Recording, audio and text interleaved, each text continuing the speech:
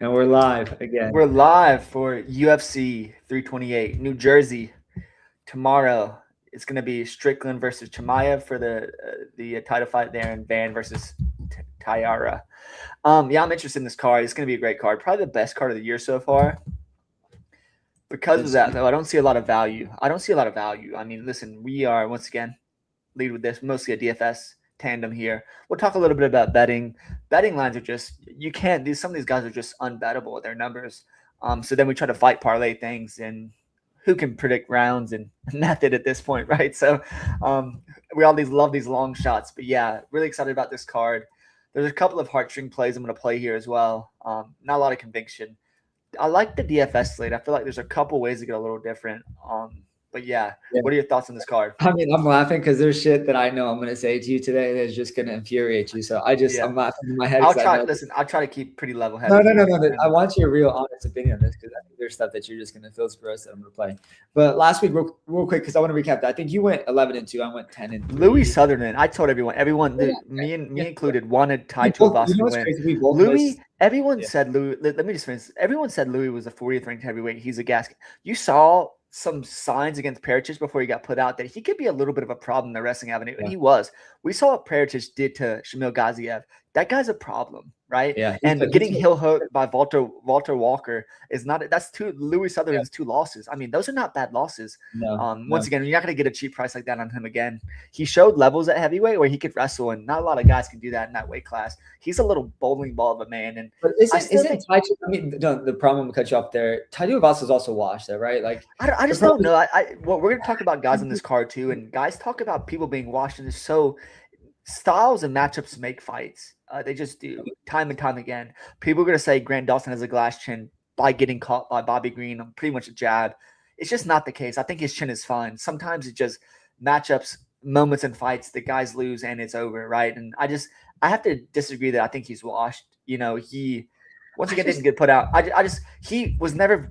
This is the thing. He was never very good to begin with. I just don't think he had some good moments.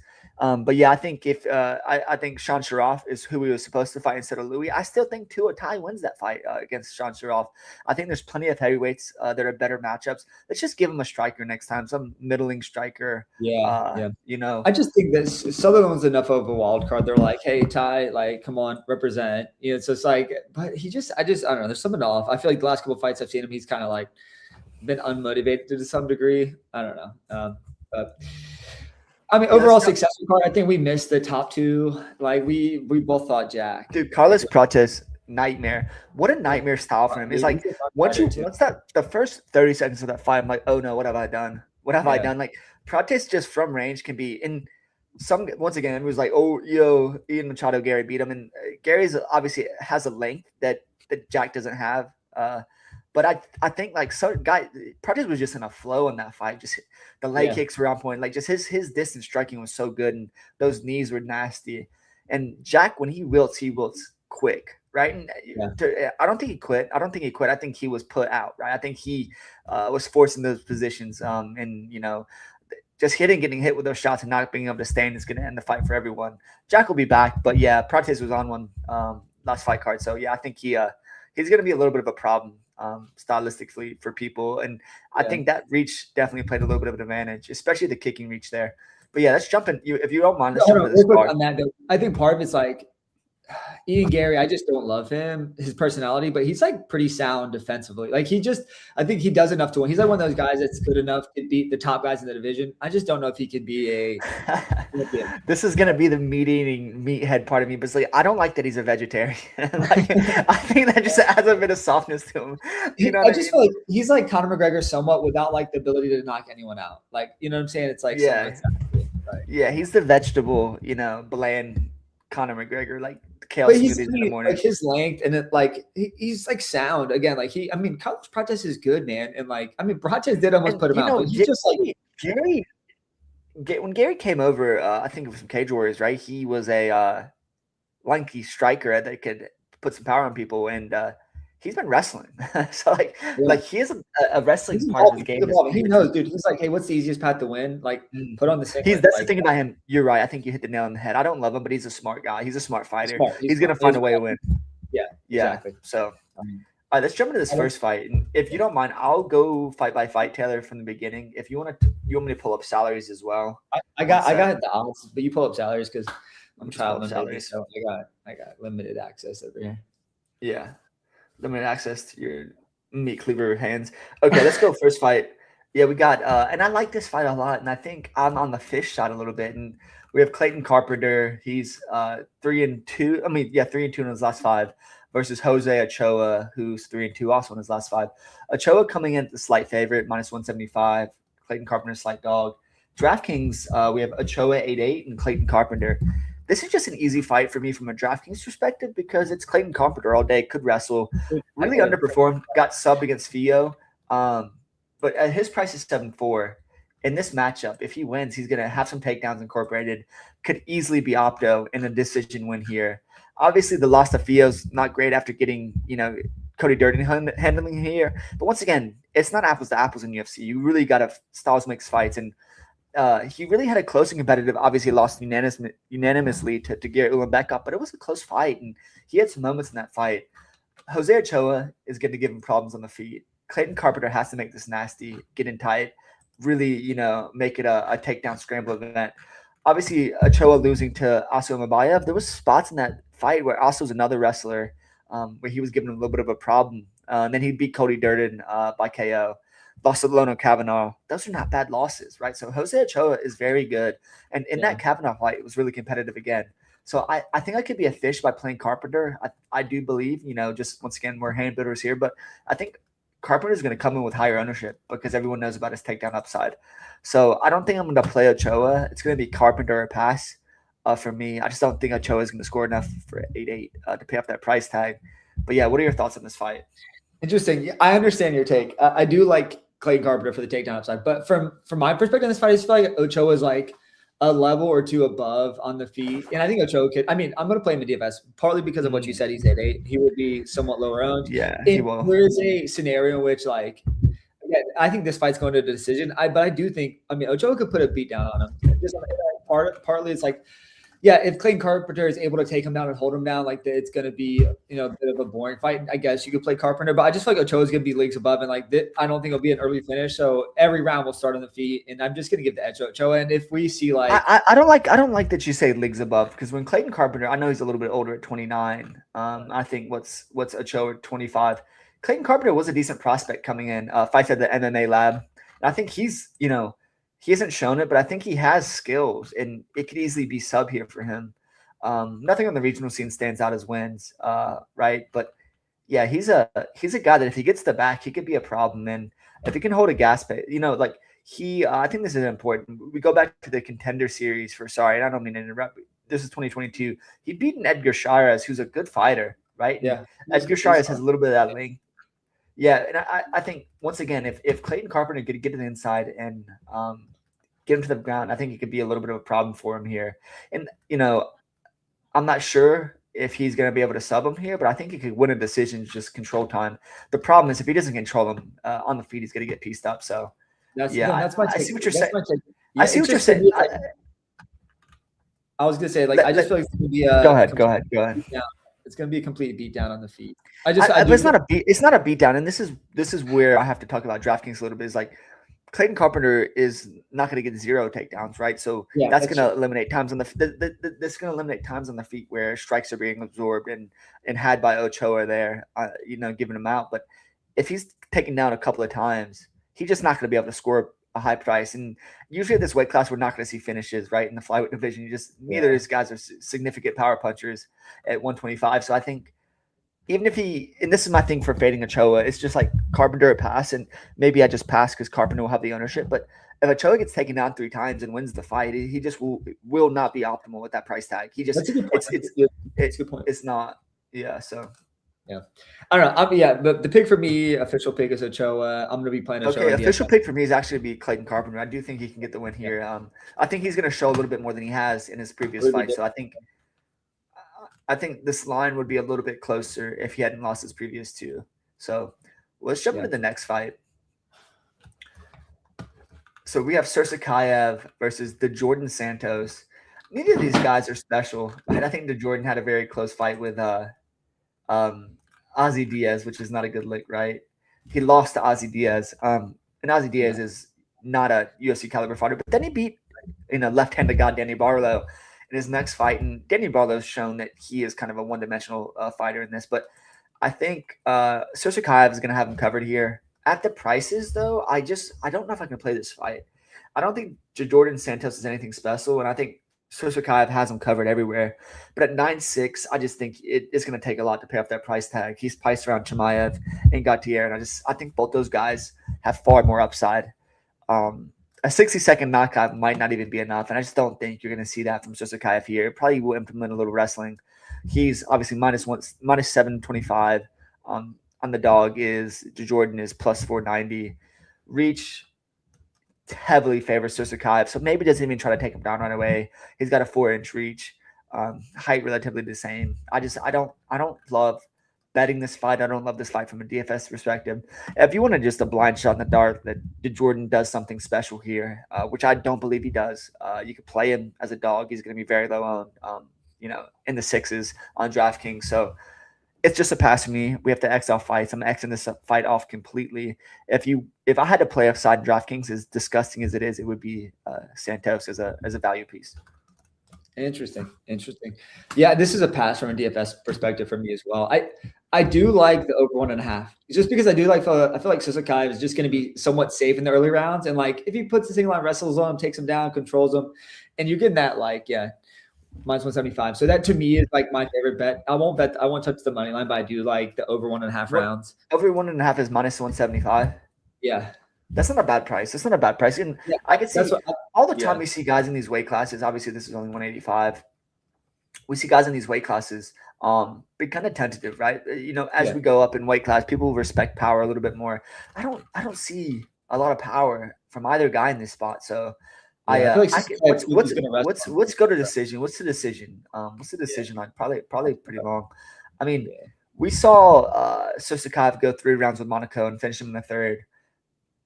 And maybe this fight could end sooner than that, but Eric McConaughey, nothing special in the UFC, so I could totally see this fight going further.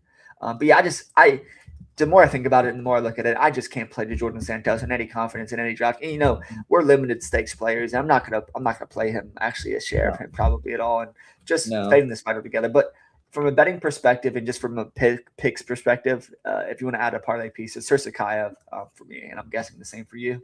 Same for me. Yes, official pick is Sirsaikaev, but I do like the over 1.5 if I'm making a bet from this fight.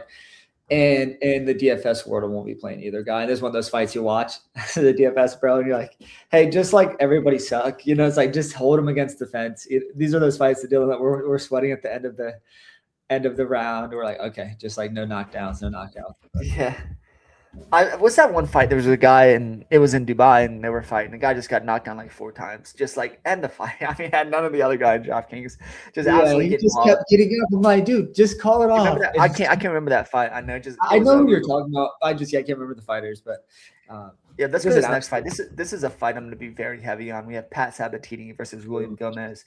Sabatini 5-1 in his last 5. Gomez also 5-1 in his last 5. We have Sabatini as a minus 215 favorite. Gomi as a plus 180 dog. It's 100% Sabatini here. He's the 7 years his senior. He's got him covered on the ground, and I think he's going to get this fight to where he wants it. Gomez is another one of these guys that, once again, would beat my ass, but he's a soft guy. I just don't see him. He's going to have to run from Sabatini. Sabatini is just a menace on the ground, and I think he's going to get it to where he wants it. Gomez has been subbed by far less talented guys than Pat Sabatini. So, yeah, I like Pat Sabatini a lot in this spot. I think I'm going to play him. I might play him at 80 plus 90%, confidence on DraftKings. Let me just check the pricing here. I think he's in that mid price range. Yeah, we're looking at no, he's 9K and 72 for Gomez, so a little priced up. But I think he could, if he doesn't take his neck and sub him pretty quickly, he could just maul him for 3 rounds on the ground and just have 12 minutes of control time, which might not score enough at 9K, but because he's 9K, it's going to be hard to fit him in with Chimaev and Tatsuro Taira if you're picking those guys in the main event. So I kind of like playing him, maybe a couple takedowns within the first 2 rounds and maybe a sub. So yeah, it's definitely Pat Sabatini for me, and he's definitely a heavy bet for me on this side as well. What about you? Yeah, I love Pat Sabatini. The interesting thing for me, I think leverage in a unique build this week is to play like Sabatini and Ochoa together, like 9K and 8-8, because everyone will pay up slightly for the co-main and the main event. I outlined the Ochoa sell case, but I see what you're saying as far as the ownership. Yeah, it's going to be a massive. Yeah. But I do like Sabatini a lot. I think you're getting minus 200 now. Like some money has come in on Gomi, so I'm like, yeah, I'll continue to like bet Sabatini and I'll play him in DFS pretty heavily. To your point, though, there will be teams. I think you have to be somewhat conservative because he's 9K, right? If he scores 105, like that may not be enough. So you have to like factor that in as well. Outside of that, like I do feel like I think this could. I would be not opposed to betting this as a decision either. I think this probably goes to decision as well. I think it's more of just like I think I'm the opposite.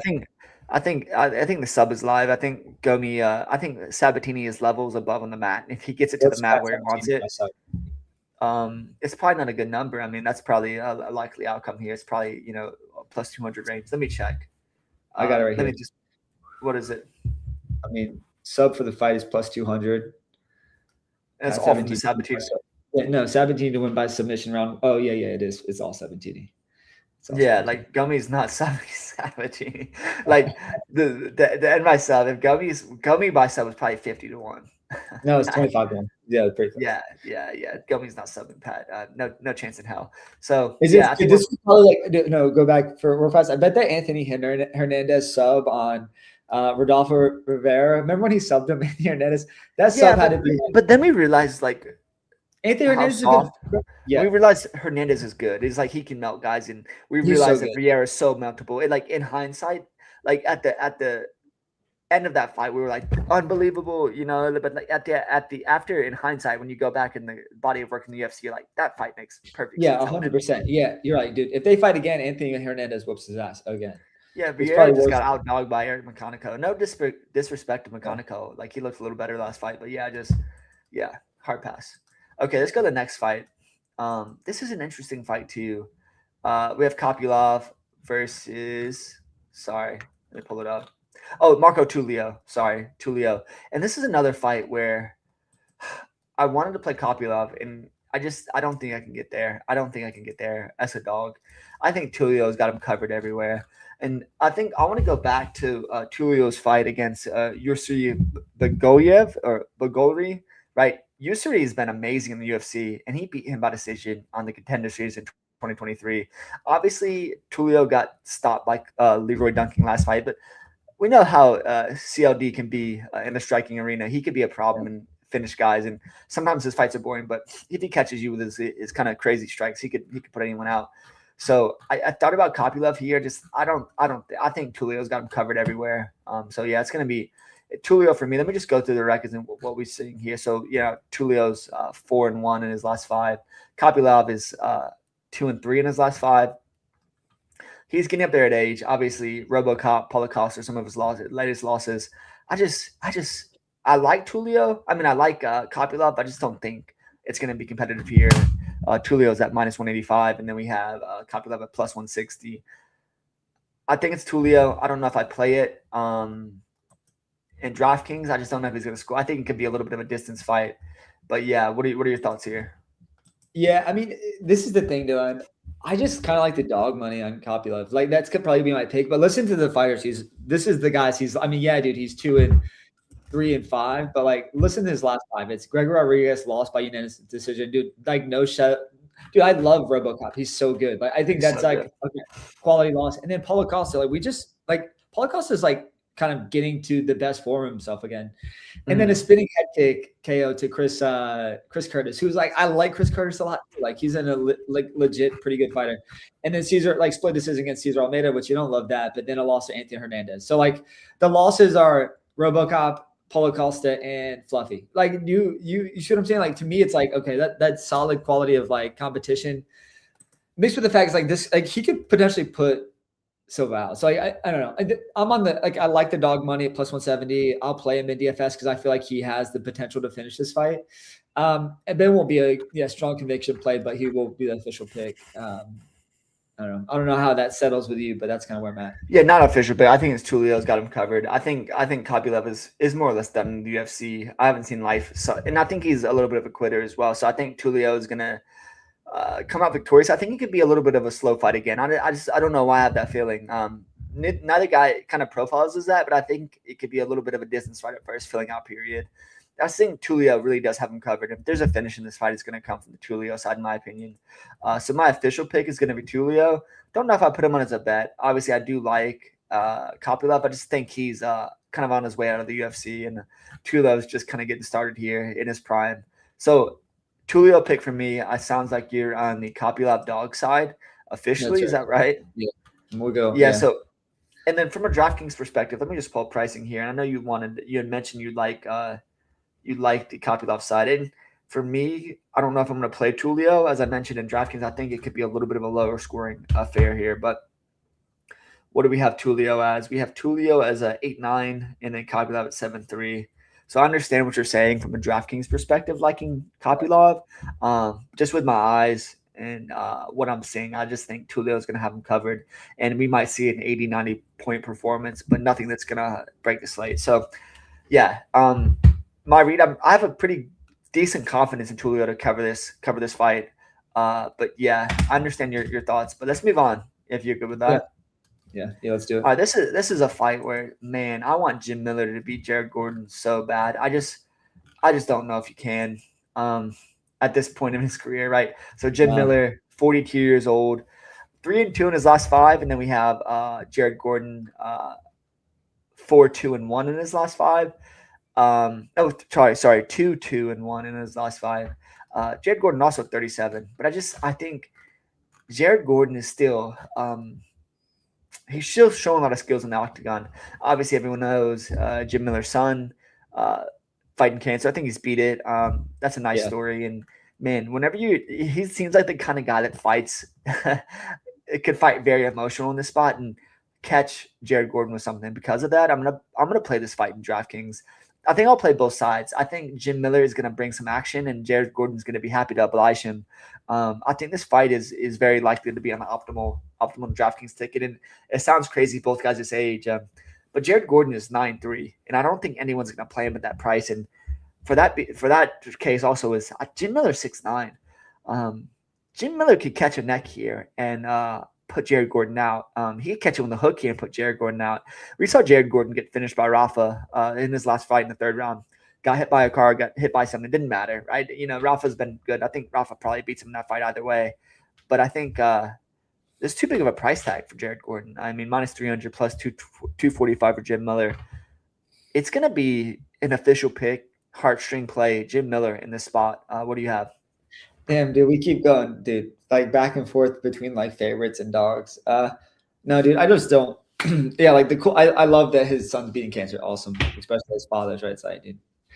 Kudos. But I just feel like, Jared Gordon, dude, like he just like even in his losses, he's been so freaking good. Like even if Jim Miller brings it, I think like Gordon lost a split decision to Nasrat Haqparast. Like he's like every fight he's so in it. Like obviously Rafa put him out, so like that becomes like non-competitive. But like he's always in the fights as long as he's not getting put. I just don't feel like Jim Miller puts him out. And like if this goes to a split decision or it goes to a decision, so like, how do you give it to Jim Miller?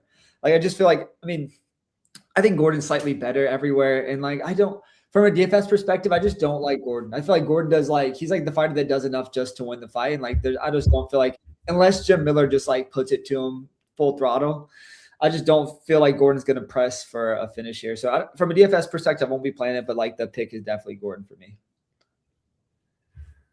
Yeah, I see what you're saying, but I think Jim Miller's always carried a little bit of power. And the last thing we know to go is power. So I think he could catch him with something. He can easily. I could see this happening in this fight. He catches him something, sits him down in a club and sub. He needs to do it in the first 2 rounds when he's not gassed, because Jim Miller does gas, especially this age. You can see that happen. But I think this could be fought at a pretty decent pace. So yeah, I hate to do it, and it's gonna hurt my record. But official pick is Jim Miller, and I'll probably add this to a betting card, and I might even add it as like Jim Miller sub 1, just as a fun play. So yeah, I see what you're saying, and the logical pick is Jared Gordon. But sometimes we can't bet with logic. It's still a fight game, and that's how it rolls sometimes. So I think I'm gonna go Jim Miller. You're going Jared Gordon. Let's go to the next fight. Yeah, hold on. I have a lot of confidence in this. I was gonna say with the Jimmo, like something to note though, is the DraftKings pricing isn't reflective of how close the odds actually are, right? Like there's guys that are priced like minus 700, minus 800, and like that's the 9,369 differential like in pricing. So like, to your point, like if you're to play a guy like it is, there's like a warrant to play Jim Miller at 6'9" because the price, like his dog price doesn't warrant such a low price on DraftKings. So like that discrepancy makes it like there's value in that price for sure. All right, but continue there. Yeah, this is another fight. I mean, I think people seem pretty split. Grant Dawson versus Matus Rebecki. Grant Dawson 3-2 in the last 5. KO by Bobby Green doesn't look good, and then Matus Rebecki 2-3 in his last 5. Slight favorite minus 170 for Dawson, plus 140 underdog for Rebecki. It's Dawson all day for me here. I think his last chin is a little overstated. I think he's fine here. I think this is going to get to the mat, and Dawson's going to get it there. I don't think Matus has the craziest knockout power. It's going to be Grant Dawson on a heavy clip for me. He's 8-3 in DraftKings, which puts Rebecki at, 7-9? Yeah, so it's going to be Grant Dawson all day for me here. I think he just has him covered. I think it's going to be a pretty significant grappling match, and he could definitely wear in Rebecki. I've seen Rebecki gas a little bit. I think we could absolutely see a round 3 sub for Grant Dawson here. And I think last time against Bobby Green, he tried to strike a little bit too much. I think he's going to be shooting from the jump, and I think he's going to get inside on him pretty substantially. Why do I think that? Is like Matus has a 66-inch reach. I mean, Dawson's 72-inch. He's going to be able to grab a hold of him without the fear of something coming out, a jab or anything coming down the pipe. He's going to have to watch out for those hooks. But I'm not really worried about his glass chin. I think sometimes just a perfect shot can sit guys down. I think he's going to be fine in this spot. And I think he pretty much has him covered on the ground. And I think that's where we're going to see a lot of the action here. So, yeah, Grant Dawson all day for me. Going to be high on the parlay piece for me this week. But, yeah, what are you thinking? Yeah, dude, I'm 100% in on Grant Dawson. I probably won't build a team without him. I think you're going to see you're talking about a guy that I envision this fight going somewhat like the Rafa Garcia fight where he took him down in the second round. I mean, he took him down multiple times. Then he took him down in the second round and just ground and pounded him. I think there's a scenario in which that plays out here. And I feel like, he knows the path to victory is not like getting caught by something on the feet. And he's so good, like when he has the singlet on. So it's like, to me, continue. And I just feel like this line would be much wider if he didn't just get starched by Bobby Green. 100%. And Bobby Green does this to guys. He just he's not good. He has a gut, but he's still good. He can still crack. He's still Another guy that I hate his number this week. But yeah, so you're lining up with Dawson. Yeah, I love Dawson, dude. He's 100% play. I think round 1 TKO, round 2 TKO. First of all, he's not going to TKO. I mean, unless it's a ground and pound, and I think it's more likely. That's what I mean. I think it's more likely Grant Dawson takes him down, hits him some shots. Matus gives him something, and he grabs an arm. I say grab an arm. You never see this in MMA anymore. And he's probably not going to grab that short arm. He's going to grab a neck. He could definitely strangle him here. And that's my bet in this fight. I think it does not go to decision at a pretty good clip. I think I've seen guys gas, and I think what I want Grant Dawson to do is just to put the pressure wrestling on him early and often. Yeah, dude, Grant Dawson win by KO, TKO in round 2 plus 25. I mean, 25-1. So it's, I like that bet. Like, I'll spring that in. Part of me is like thinking back so much of reminiscing on the like Rafa Garcia fight where he did the same thing. But I think that could be a viable path outcome here. And he's just like the easiest play on DraftKings. I think he's going to be on, but he should be. Definitely the official pick. Nothing else to add there. Yeah, let's go to the next fight. And this is another fight where we have a pretty good confidence in the slight favorite here in Yaroslav Amosov. He's facing Joel Alvarez. Joel in the last 5, obviously moving up to 170 now, is 4-1, and then 4-1 for Yaroslav Amosov as well. I like the Amosov side. I think he's going to take Joel down and not be worried about the submissions coming back to him. We know Joel's always been a little bit of a guy that can, if he gets taken down, can kind of snatch up submissions there. I think up a weight class is not as dangerous. I don't think Amosov is worried about his power, and if he's smart in this fight, he's just going to take down. We saw that what Arman Sarukian did to Joel Alvarez, and obviously there's levels to this game, but up at 170, I don't think Amosov is going to have a problem taking down Joel. So, yeah, for me, it's going to be an Amazon side, minus 185, slight favorite right now, and slight underdog. Joel is plus 170. I understand the bet on Joel. Good striking. Can absolutely club and sub here and, catch something going down once he hurts Amazon. But I think Amazon is going to put on the singlet. They talk about his wrestling a whole lot, and this guy thinks he's the best wrestler in the UFC. So I think he's going to be a problem, especially if he puts the singlet on. Once again, we're looking at DraftKings scores. he's the type of guy that can absolutely put up an amazing score at 8-5. So him and Grant Dawson are going to be massive stands for me. And my day goes as they go, right? And I'll sprinkle some variant builds around that. And a way to lose salary is like playing a couple of these guys and fading some of these main events, right? The main events are going to be soak up all the ownership. So yeah, Amosov, I think really in this fight, I don't know if he finishes him, but I think I could see him getting grapple heavy over 3 rounds and putting up a 100+ point score. Yeah, interesting. I'm torn somewhat. Like in DFS, I don't know if I'm going to get much of this fight, partly because I do like Joel Alvarez, and I feel like if Alvarez wins, I just don't know if he'll score optimally. I mean, it's just like, yeah, you mentioned that. We saw this. So in his UFC debut, we saw what Amosov did against Magny, and I think Magny offers some of the same tools as Joel. Yeah. And I mean, Amosov took him down relatively easy and subbed him. I could totally see that happening in this fight. And Neil Magny has given guys problems with his length, and he's a decent grappler as well. So.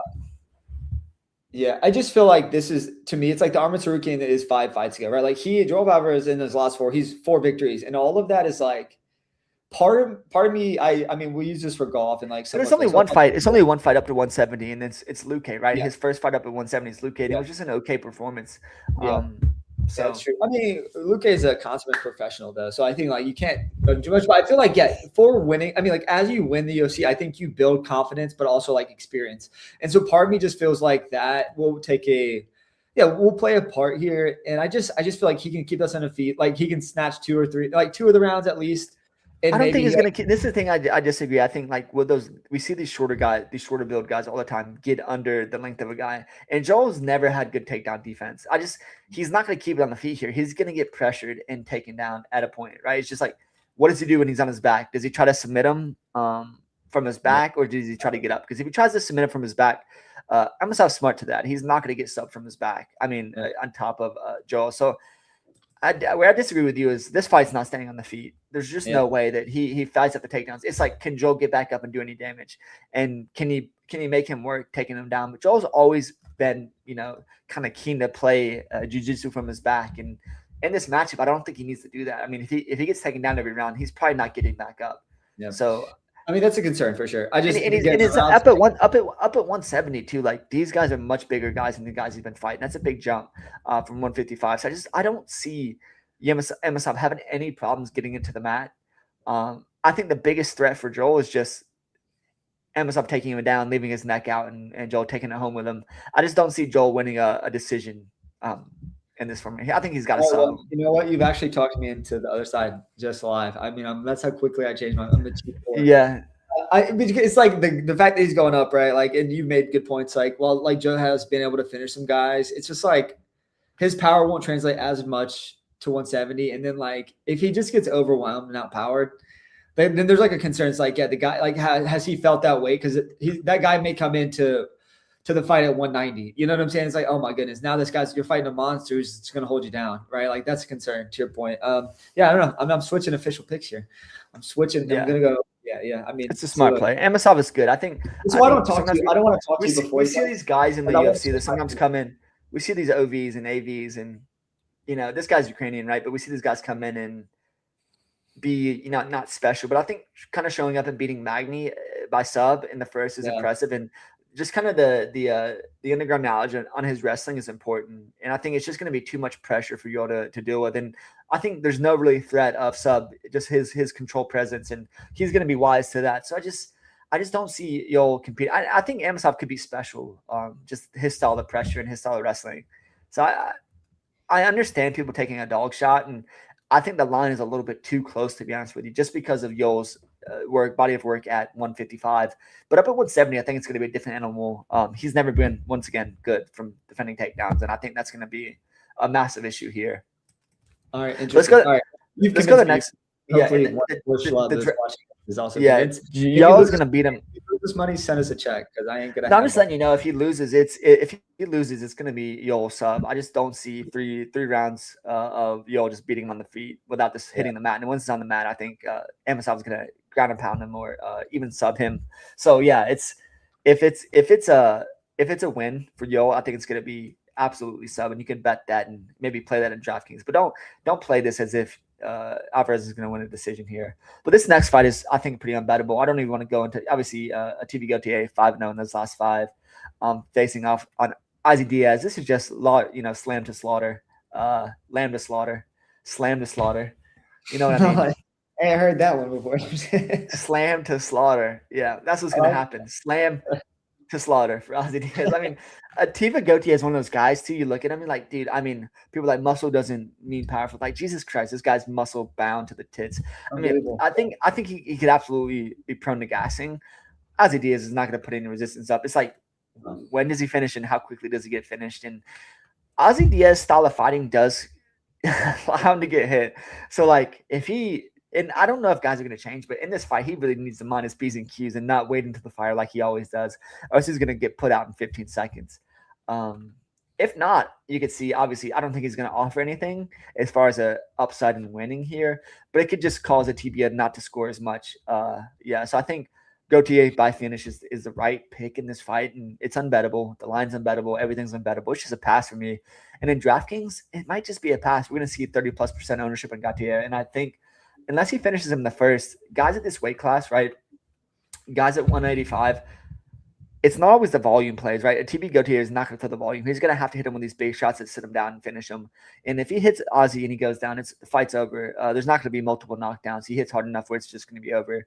So I just don't think you're going to see the volume and the consistent knockdowns to get him to that 130 range. And if it's not within the first minute, there's quick win out of the story. So it might just be like maybe a little bit Gautier and just, if he slaughters him quickly, then you have some exposure. But it just might be a fade of me and just hopefully Gautier scores like 90 to 100 points and nothing that I need on the slate. What about you?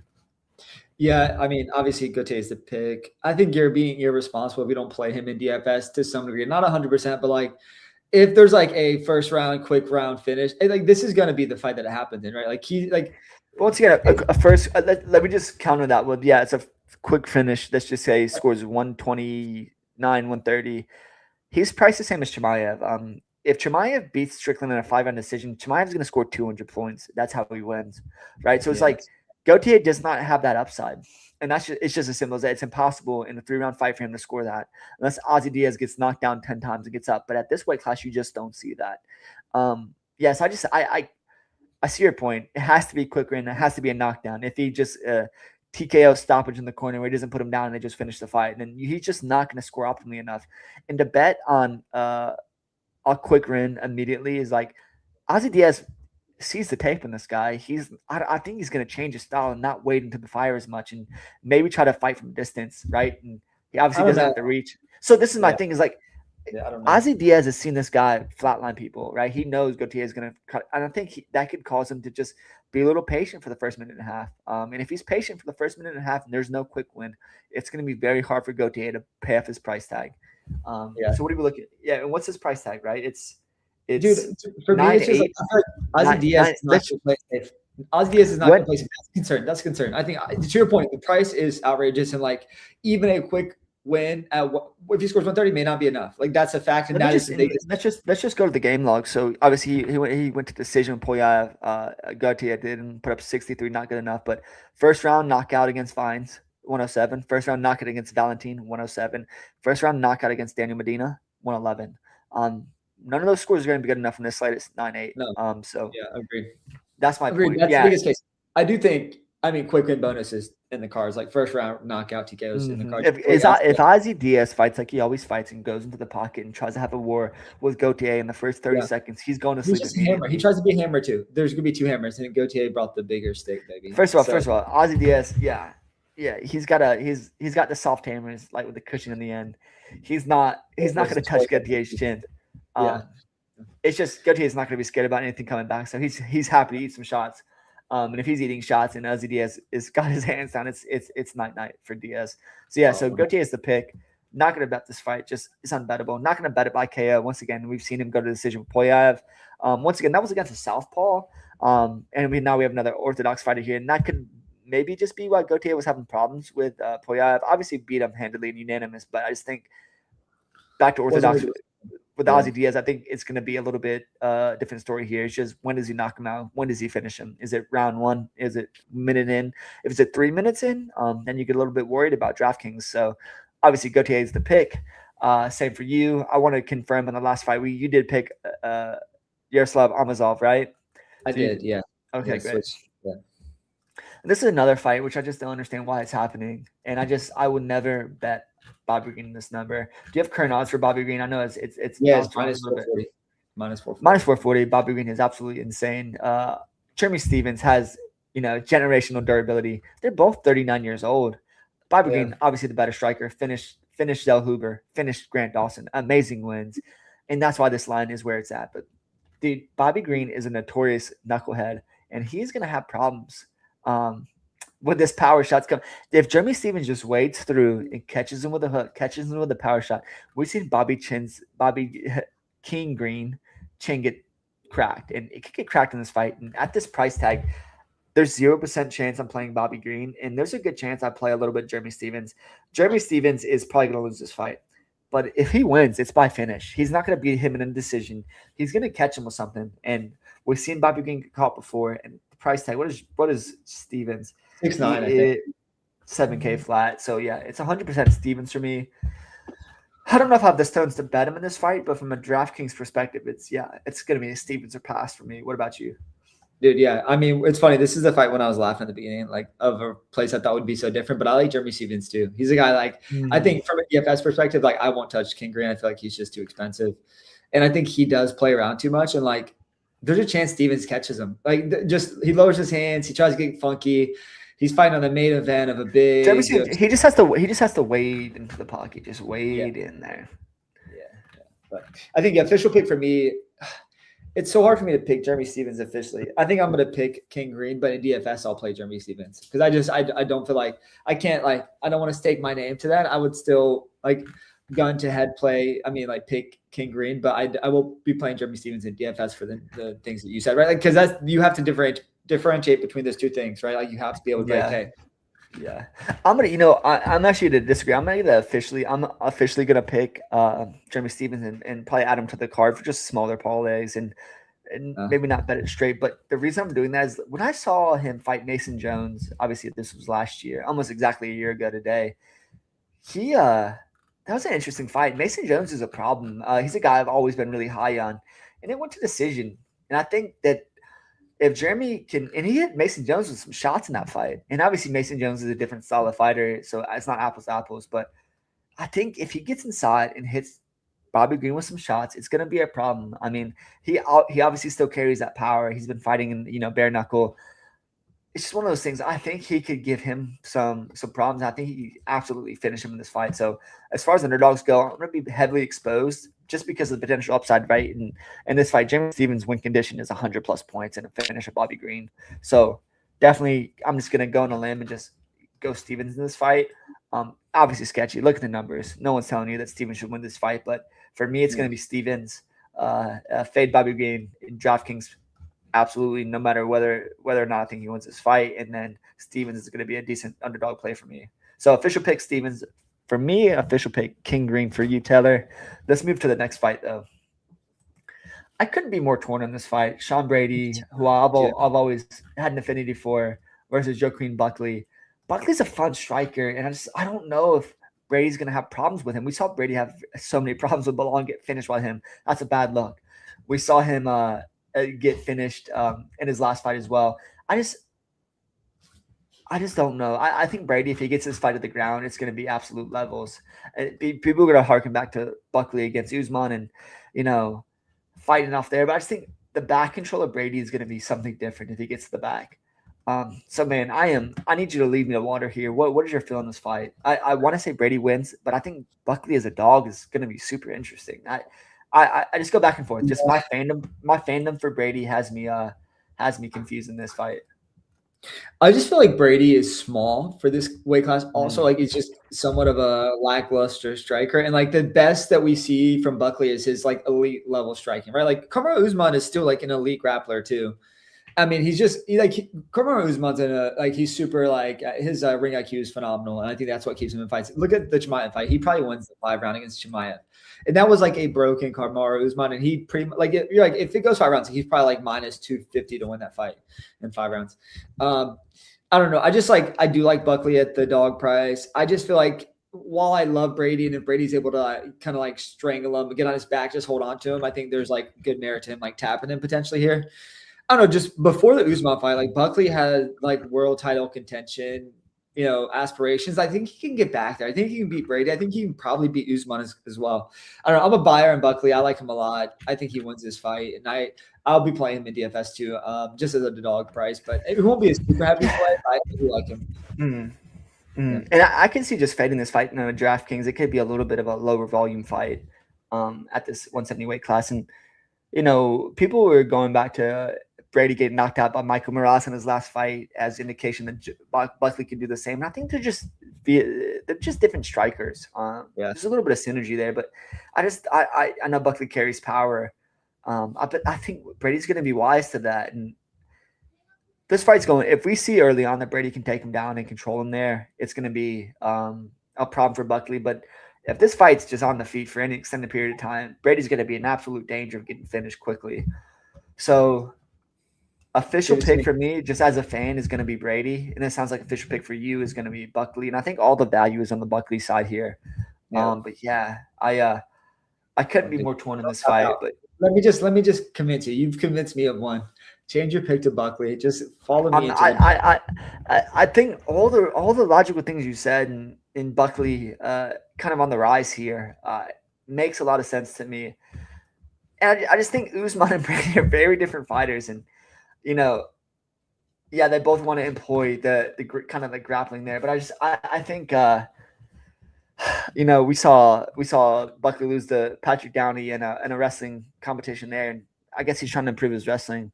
But it's not a wrestling match as much as if Brady gets his back, he could absolutely grab a limb, an arm, a neck, and finish this fight. And I think that's why it's priced as it is. I don't know how much I put into Brady getting finished by Michael Morales last time. Once again, I try not to value KOs as much as a clean 5-round, just absolute drubbing of a guy.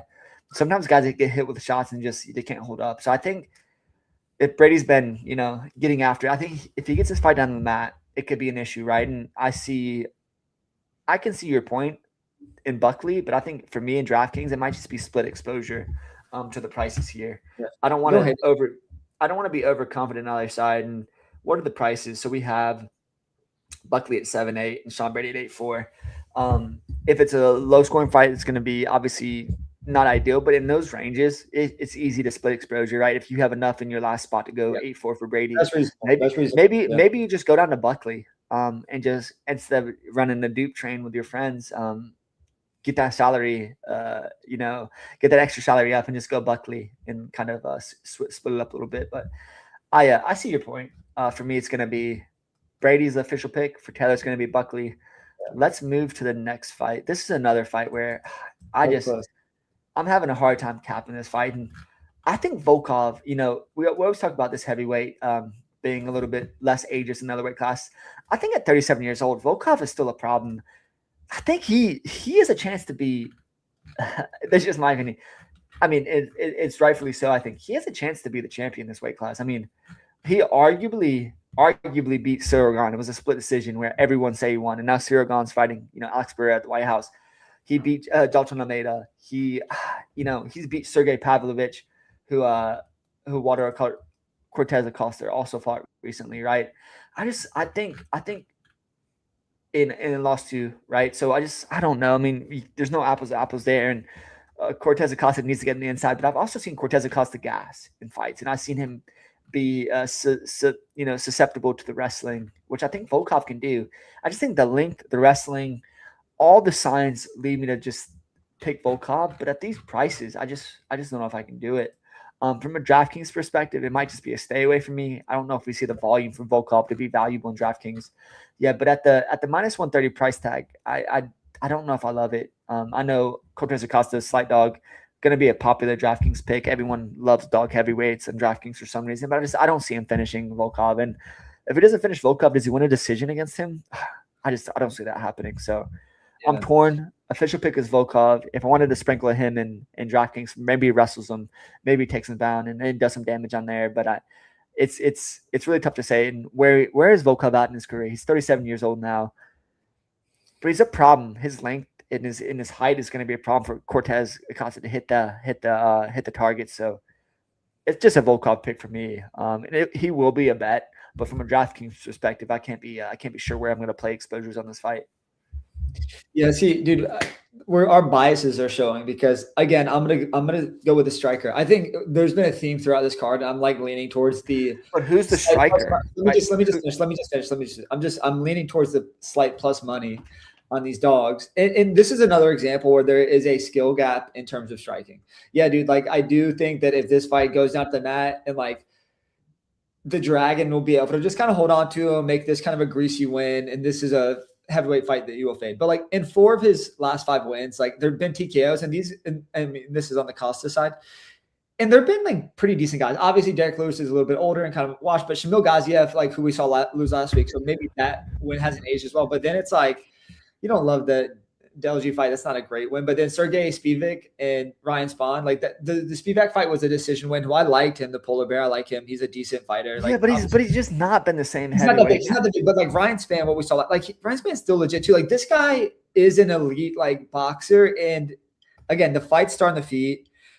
And Volkov is going to be touching him from distance. There's a potential TKO finish here, and I think like as the slight plus money underdog, I feel like there could be. And I know heavyweights, like people always like to finish because they're like the bigger guys, but I think that this fight, who's finished Volkov? No who's one finished Volkov? No, Volkov doesn't get finished. But like, lost in a split. Yeah. To Gon, subbed by Tom Aspinall on a weird arm lock, and then lost and this shouldn't have gone. Lost to Blades. He lost to Lewis, Derek Lewis by knockout back in 2018. But the guy just does not get finished. And at a heavyweight, you said who wins the striking battle? If it's a strike battle from distance, Volkov's gonna fuck him up, piece him up from distance, like kicks, all the range, like the leg length, the leg reach, the striking reach is just too much. Waldo has to get in the pocket and bang with him, and it's just he's a volume guy. He's not gonna hit you with any heavy shots. So he's gonna beat Volkov by volume in a 3-round decision. I just don't see that. I mean, all Waldo does is put people out though. All he does is take out. Yeah, it's dude. He will volume him to death. Hold on. Oh, let me just finish this. He will volume him to death. And like, if you tell me this fight plays on the feet, Waldo wins this fight. If the fight never goes, no. I mean, Volkov. How does Waldo win? So then you're thinking Volkov minus 1,000. Waldo wins. Only Waldo wins is if the fight is on the feet. No, Waldo wins by this. He wins by finish, and that's what I'm saying. But on the feet, my opinion is who finishes Volkov? No one. And like we just go back, and it's not apple to apple. When Volkov just handled Sergey Pavlovich relatively easily, and the last loss for Waldo, Waldo Cortes-Acosta is Pavlovich, and it just wasn't. It just there's levels to this game, and I think if you look at that fight, just as apples to apples, like this might not be competitive on the Volkov side, but Volkov's still here, and I think the biggest you're thinking Volkov, like this line is so close, and you're acting like Volkov. Like if the fight is on the feet, Waldo wins this fight. There's no other path to winning, and the reason it's no. You can't say you can't. No. First of all, you cannot say if this fight is on the feet, Waldo wins, because if this fight is on the feet, it's a 50-50 fight, maybe at best. Like Volkov has struck with the better strikers, but no. If it's a 50-50 fight, already, then there's no way it's a 50-50 fight on the feet. Because what do you mean? Volkov's always been. I don't understand. I don't think you know who Volkov is, and he's always been a primary striker. He's not a grappler. I don't understand what you're saying. That if it's on the feet, it's Cortes-Acosta all day. Volkov. Let me finish. Volkov's weapons at 6'7" and his 88 reach. That's where his problem is. That's where he gives people problem having 6'7" height and 80-inch reach. That's where that doesn't mean he's better on the mat. He is absolutely better than Cortes-Acosta on the mat. Because Cortes-Acosta on the mat is an absolute dog shit. But on the feet, it's a 50-50 fight at best. And if he keeps it at range, which is likely, he's going to win this fight in the striking battle. And both guys are pretty durable. To me, you're just obviously wrong in this regard. It's not a 50-50 fight in the feet if the lines are a pick 'em. Because Waldo, if it ever touches, hold on, let me just finish. If it ever touches the mat, like, yeah, dude, he is not. I'm not saying Volkov's bad at the feet. I'm saying that is Waldo's only chance of winning. He's not winning anything outside of a striking fight. He doesn't win anything else. He cannot win anything. No, I think you're actually. He cannot win the other fight. Volkov can win. Like, his path of least resistance is just grappling him because, like, yeah, he's a good striker. This is No, but Volkov's also a better striker, though. Like that doesn't make any sense. What is the for line? him to How be is such the a- line? So you're Dude, telling me Cortes-Acosta? No. the line should be So way you're saying different. The line should because be way different. I Because, like, to your point, the line has to be way it's different. funny you say that. No. Doesn't make sense. No. I think you have a fundamental misunderstanding of what's happening here because all fights start on the feet. Volkov obviously has a clear grappling advantage, but he does not always grapple. He doesn't need to grapple. So this is my point. He could choose to strike in this fight and win this fight. Sergey Pavlovich, when he fought him, did he need to choose to wrestle? No. He outstruck him. And Pavlovich outstruck Cortes-Acosta. He does not need to wrestle in his fights. He's a problem on the feet. His length, his kicks, his reach is going to give Cortes-Acosta problems on the feet. He's not a bad striker. The problem is this is the problem. In your disagreement with me, now it's like you've really talked yourself into Volkov. But like, Dylan, the only path to victory, like, dude, this is an absolute truth. The best path to victory for Volkov is to grapple him. Like, that is his best path. Like, it's like, dude, Waldo can't do anything. It's like if you're gonna fight a boxer, but a good path is also striking. No. If you're gonna fight a boxer that can't wrestle, it's like, of course you're gonna just wrestle him. Like, dude, boxers in the UFC notoriously suck, and for this fact, when there's kicks and other things coming at you, it doesn't matter. The Volkov is. I think you forget how good this guy is. He lost a split decision to Shogun. He could be fighting for the belt. He could be fighting. Yeah. Cortes-Acosta is not there yet. He's just not there yet. And although the easiest path of resistance for Volkov is on the ground, Volkov on the feet is a problem. He's a problem, and there's levels of this game, and Volkov is a level above him. And the biggest red flag for me I'll go down with the shit. Volkov is not a level above him in current striking. That is absolute. No, TBD. And I think you're either overvaluing his striking or overvaluing his wrestling or undervaluing his striking. I can't tell which it is. You're like, if it was 100% a boxing match, Waldo or Cortes-Acosta is -2. There's no way. So it's probably even odds if it's a boxing match. Dude, that's not true. That's not true. Waldo, the reason the fight is a pick'em because, dude, the odds makers are waiting in the fact that Volkov is the better wrestler. Look at this. Look at the odds, dude. If it is a complete boxing match and takedowns are not allowed, Waldo is a slight favorite. No, he's not a slight favorite. The odds should be the Volkov should be -400. It's just not. Why is he not -400? It's age. It's all these factors. It's all these factors. I think I want you to watch this fight closely this weekend, and it's tomorrow actually. And you tell me, Cortes-Acosta on the feet is completely outmatching Volkov, and you're just gonna. No. You're missing the point. You're missing the point. You're not missing the point. I'm not saying he's completely outmatching Volkov. I'm saying the reason the odds are the way they are is because it's 60-40. Cortes. It's because it's a close fight. It's because every heavyweight fight starts on the feet, and they're valuing that he's finished guys recently. My point, why I think the line is wrong, and Volkov will be a heavy bet piece for me is that Volkov doesn't get finished. But you just have talked yourself into this more because I haven't talked myself into going into the talking like I don't really know, and now you're like talking about Volkov like he is the second, like he's gonna be because he's notoriously underrated. He's an underrated fighter. I mean, with his weapons, it's just the truth, Taylor. At heavyweight, he's a problem for guys. Why? Listen, I know it was a split decision against Dalton Almeida, who's not very good, right? And who wrestled him, right? But the Cyril Gane split decision where everyone thought he won. Yeah, okay. So there, Sergey Pavlovich, unanimous. Ezekiel choke, Taito Avasa, finished Rosenstrike. Rosenstrike, amazing kickboxer. Finished Rosenstrike on the feet. No, finished him on the feet. No takedowns. Finished him, right? So that's a problem. Arm lock by him. Arm lock by Espinal. Okay. Beats Taira, mostly on the feet. Taira Ressa. Finishes Alistair Overeem, 2021. Yeah. Finishes Walteris. It's just, and let's just for posterity's sake, let's go to, because we really seem like pretty contentious on this fight.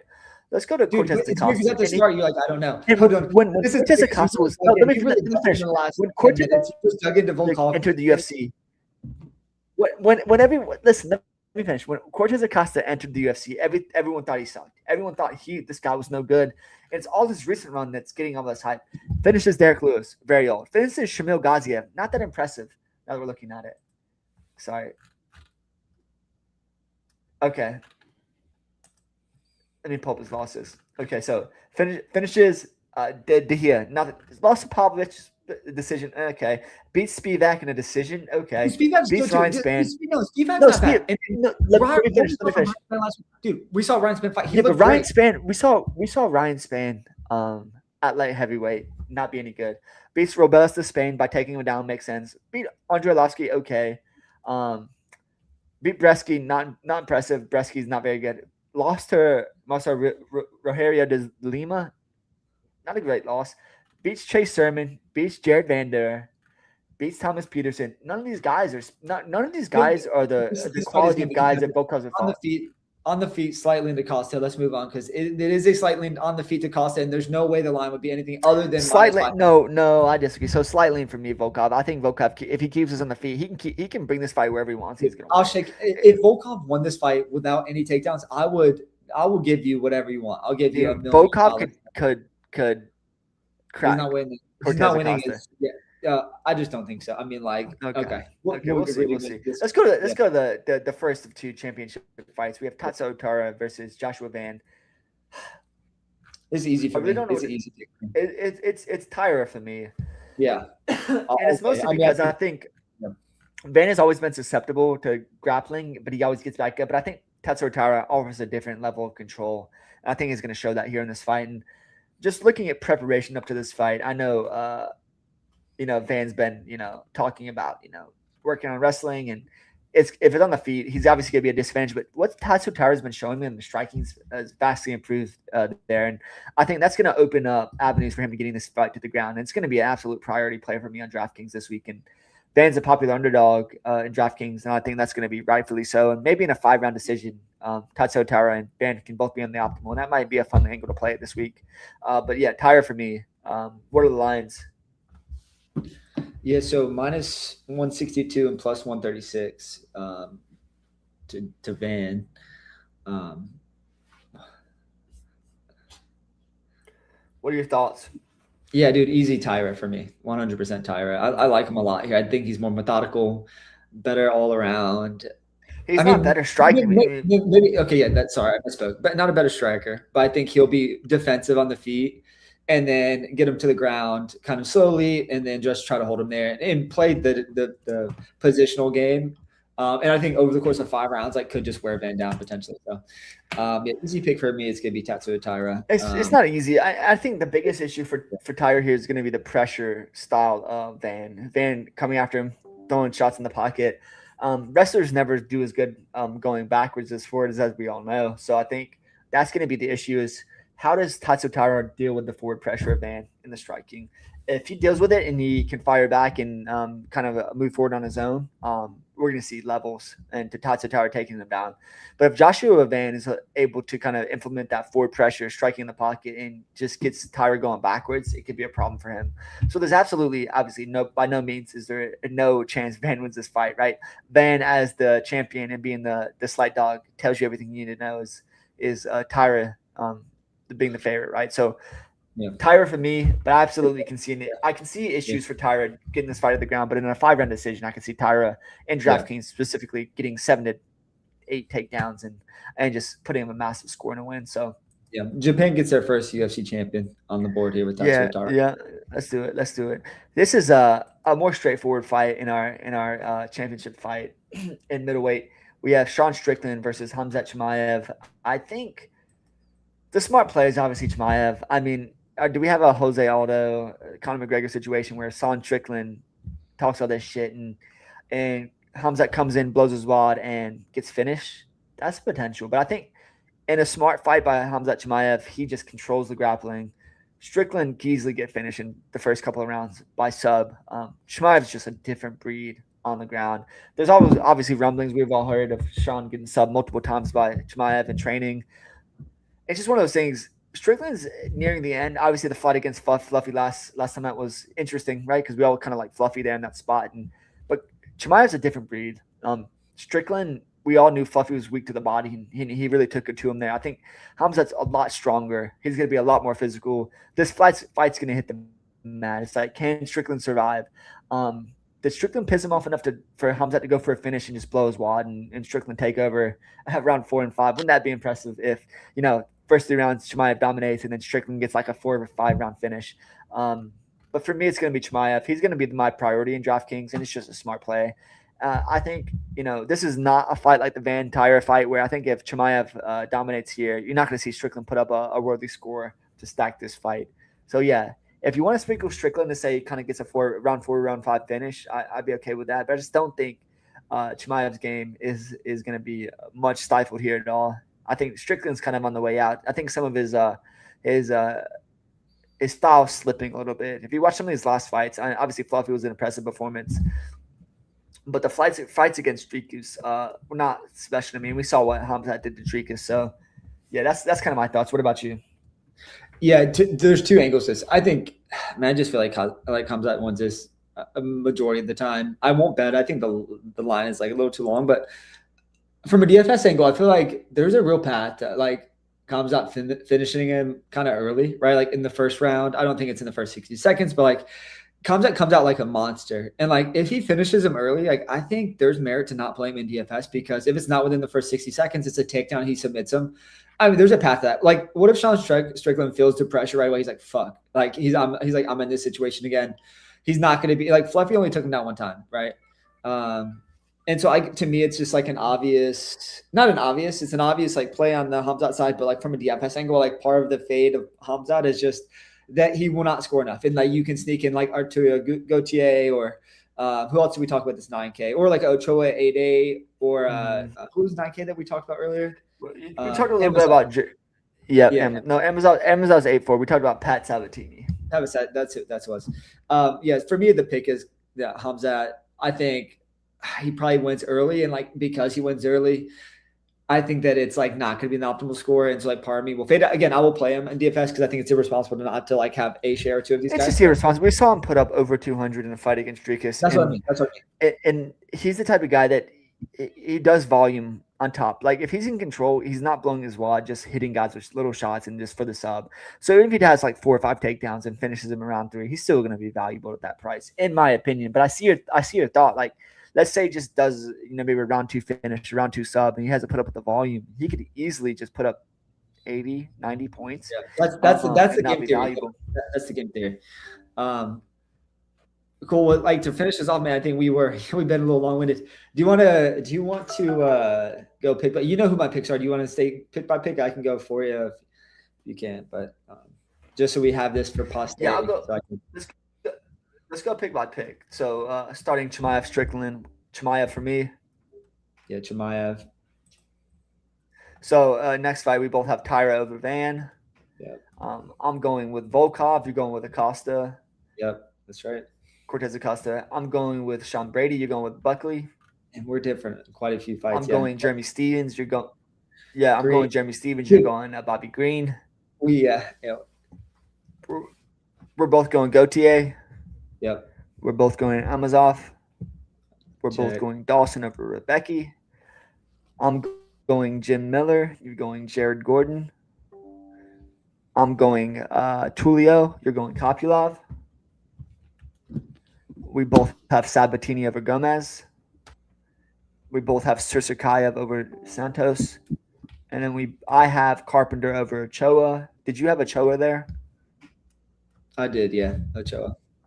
So then you have Ochoa. So yeah, we differ on 1, 2, 3, 4, 5, 6, 7 fights. 7 out of the 13. Yeah. One of us will be whenever one of us will be. Yeah. Well, good luck, everyone. Yeah. So hold on, the theory are fast, but even being that different, like because we talked about DFS versus betting, like official pick doesn't have to line up with like the DFS play. Like I've made cases for guys out playing DFS that I didn't pick officially because I do feel like the other guy wins like 6 out of 10 times, but like if the underdog does cover that 40%, it's like, oh well, like I want him because of his skill set. But yeah, that's it, man. We'll be back. We're gonna do some best ball tomorrow. Maybe you'll do some best ball. Yeah, there's something to do some. And listen, we love all the sports. I mean, UFC is one of my favorite sports to follow. I'm not a great capper of it. Schedule release is coming too. I just saw that. I think I'm so excited. I'm so excited. You see the date? Is it next month? No, it's gonna be next couple of weeks. I think maybe next Wednesday or Thursday. No, it's this month. It's in May. So I'm excited about that. But I'm excited to watch these. This might be the best fight card of the year. So I love this. Everyone complained about Paramount. I love this on Paramount. It's just an easy platform to log in, watch the fights. So yeah, I'm really excited, and I think let's go take down a big jipper. It'll be a fun week to do it. Yeah, let's do it, man. All right. See you later.